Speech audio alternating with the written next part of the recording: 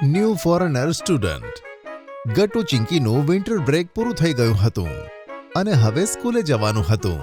Mummy સવારે ગટુ ચિંકીના રૂમમાં આવે છે અને તેમને ઉઠાડતા કહે છે, અરે બાળકો ઉઠી જાઓ, યાદ છે ને તમારું વિન્ટર વેકેશન હવે પતી ગયું છે. જલ્દી બ્લેન્કેટમાંથી નીકળો અને નહાવા જાઓ. પણ મમ્મી કેટલું સારું લાગે છે, અમારું તો બ્લેન્કેટમાંથી નીકળવાનું મન જ નથી થતું.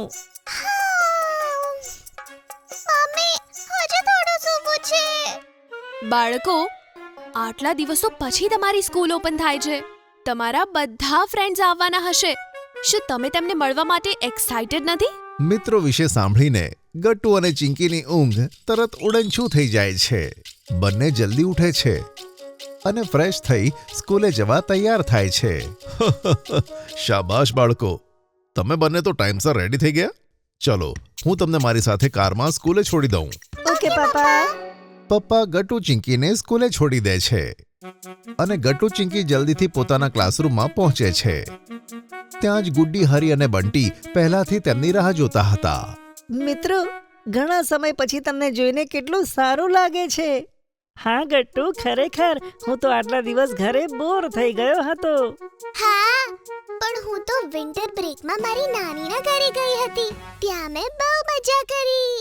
બધા મિત્રો વાતો કરતા જ હતા કે ચિંકીની નજર કોર્નરની બેન્ચ પર પડે છે. તે જુએ છે કે ક્લાસમાં એક નવી છોકરીનું એડમિશન થયું હતું અને તે ફોરેનર હતી. અરે, આ શું? New admission?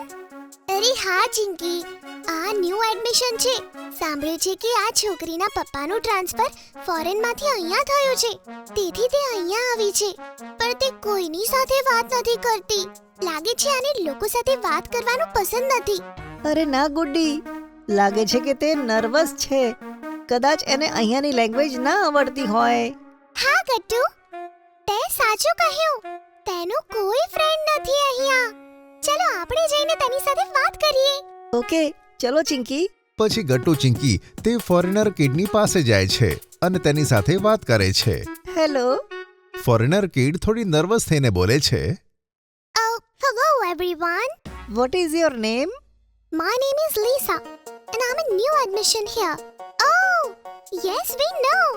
If you don't mind, we can become friends. That's great. I don't have many friends here. Thank you so much. Your name? પહેલા તો લીસાની એક્સેન્ટના લીધે ગટ્ટુ ચિંકી તેની વાત સમજી નહોતા શક્યા અને તેઓ થોડા નર્વસ થવા લાગે છે. What? Oh, your name. Oh, yes. I am Gattu and she is Chinky. Oh, that's great, Gatu Chinky. લીઝા ફનવેમાં ગટ્ટુનું નામ પ્રોનાઉન્સ કરે છે,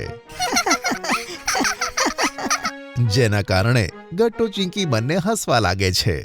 તેમને હસતા જોઈને લીઝા પણ હસી પડે છે.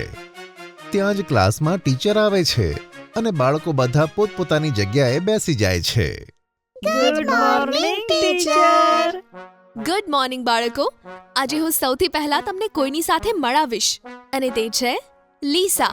Hello everyone. લીસા ન્યૂ એડમિશન છે અને ફોરેનર પણ. તેથી હું ઈચ્છું છું કે તમે બધા તેની સાથે ફ્રેન્ડશિપ કરી લો, જેથી તેને તેની કન્ટ્રીની જરા યાદ ના આવે. ઓકે? Okay, ma'am. પછી બધા બાળકો આખો દિવસ ભણે છે. વચ્ચે વચ્ચે ગટ્ટુ ચિંકી લીઝાની મદદ કરે છે. સ્કૂલેથી છૂટ્યા પછી જ્યારે બાળકો બહાર નીકળે છે ત્યારે બધાના પેરેન્ટ્સ તેમને લેવા આવે છે. ગટ્ટુ ચિંકીને લેવા મમ્મી આવી હતી. તે બંને જલ્દીથી મમ્મીની પાસે પહોંચી જાય છે. તો કેવો રહ્યો તમારો દિવસ? મમ્મી, બહુ સરસ. અને ખબર છે, અમારી એક નવી સ્ટુડન્ટ સાથે ફ્રેન્ડશિપ થઈ. હા મમ્મી, અને તેનું નામ લીસા છે. તે ફોરેનર છે. ગટ્ટુ ચિંકી મમ્મીને લીઝા વિશે બતાવતા જ હતા. એવામાં લીઝા તેના પેરેન્ટ્સ સાથે ત્યાં આવી જાય છે.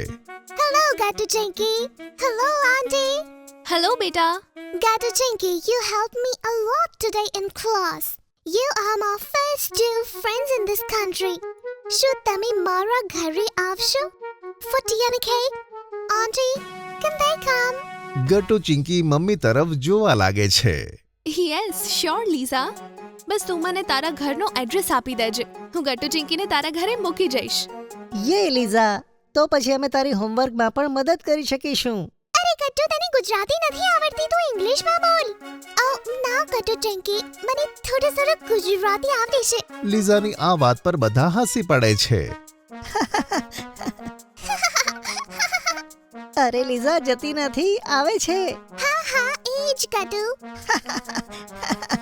લીઝા ગેટુ નહીં ગટ્ટુ. સારું, હવે આપણે સાંજે મળીએ. Bye bye. Bye bye Liza. Bye bye Gattu Chinki. Liza સાથે વાત કરી ગટ્ટુ અને ચિંકી ઘરે આવે છે. સાંજે તેઓ તેના ઘરે જવા માટે ખૂબ જ એક્સાઇટેડ હતા. ગટ્ટુ ચિંકી, મેં થોડા કપકેક્સ બનાવ્યા છે, તમે તે લીઝા માટે લઈ જાઓ, તેને તે ગમશે. વાવ, થેન્ક યુ મમ્મી.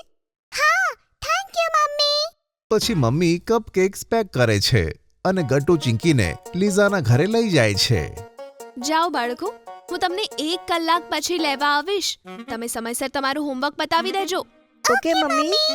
આટલું કહી ગટ્ટુ ચિંકી ડોરબેલ વગાડી દે છે અને લીઝા જલ્દીથી બારણું ખોલે છે. Welcome Gattu Chinki. Liza, cupcakes for you. Yes, Mummy made them for you. Oh, thank you so much, Gatu Chiki. Liza, Getu નહીં ગટ્ટુ. લાગે છે તું મારું નામ ક્યારે સાચું નહીં લે. સાચું કહ્યું ગટ્ટુ. જોજે, એક દિવસ તારું નામ ગટ્ટુથી કેટુ થઈ જશે. I'm sorry, Gattu. Gattu Chinki Liza સાથે વાત કરતા જ હતા. એવામાં લીઝાની મમ્મી ત્યાં આવે છે. Hello kids, welcome home. તમને થેન્ક યુ કે તમે સ્કૂલમાં લીઝાની આટલી હેલ્પ કરી. You kids can start doing your homework. I'll bring the snacks and tea to your room. Yes, thank you, Mom. We're going in my room then. Okay, Lisa? And also don't make a lot of noise. લીઝા અને તેની મમ્મીને English એક્સેન્ટમાં આ રીતે વાતો કરતા જોઈ ગટ્ટુ ચિંકીને બહુ સારું લાગે છે. તેમને લાગે છે કે તેઓ જાણે કોઈ ઇંગ્લિશ શો જુએ છે. પછી લીઝા બંનેને રૂમમાં લઈ જાય છે અને તેનો આખો રૂમ પિંક કલરની વસ્તુઓથી ભરેલો હતો અને ખૂબ જ સારો લાગતો હતો. Wow, Lisa, your room is so pretty. Thank you, Chiki. અને તારું એક્સેન્ટ પણ મને બહુ જ ગમે છે લીઝા. પણ મને તો તમારા લોકોની જેમ ગુજરાતીમાં બોલવું છે મિત્રો. I love Gujarati. કઈ વાંધો નહીં લીઝા, અમારી સાથે રહીને તો જલ્દી શીખી જઈશ અને અમે તારી સાથે ઇંગ્લિશ બોલવાનું શીખી લઈશું. ચિંકીની વાત સાંભળી બધા હસવા લાગે છે. પછી બધા દફતરમાંથી બુક્સ નીકાળે છે અને હોમવર્ક કરવા લાગે છે. ગટ્ટુ ચિંકી લીઝાને ખૂબ જ સરસ રીતે હોમવર્ક સમજાવે છે. પછી લીઝાની મમ્મી ત્યાં ટી અને કેક્સ લાવે છે. પણ ગટ્ટુ ચિંકી આ જોઈને હેરાન થઈ જાય છે. અરે, ચાની સાથે કેક? પણ મીઠી ચાની સાથે મીઠી કેક કેવી રીતે ખાઈ શકીએ? Oh, no, Gatu. This is not sweet tea. This is green tea. This goes really well with sweet cakes. Have some. You will love it. Oh okay Liza. Gattu Chinki કેકની સાથે ગ્રીન ટી પીવે છે અને તે તેમને ખૂબ જ ગમે છે. પછી ત્રણે મળીને પોતાનું હોમવર્ક પૂરું કરે છે. હોમવર્ક પતવાની સાથે ગટ્ટુ ચિંકીને લેવા મમ્મી આવી જાય છે અને આ રીતે ગટ્ટુ અને ચિંકીની એક નવી ફોરેનર ફ્રેન્ડ બની જાય છે.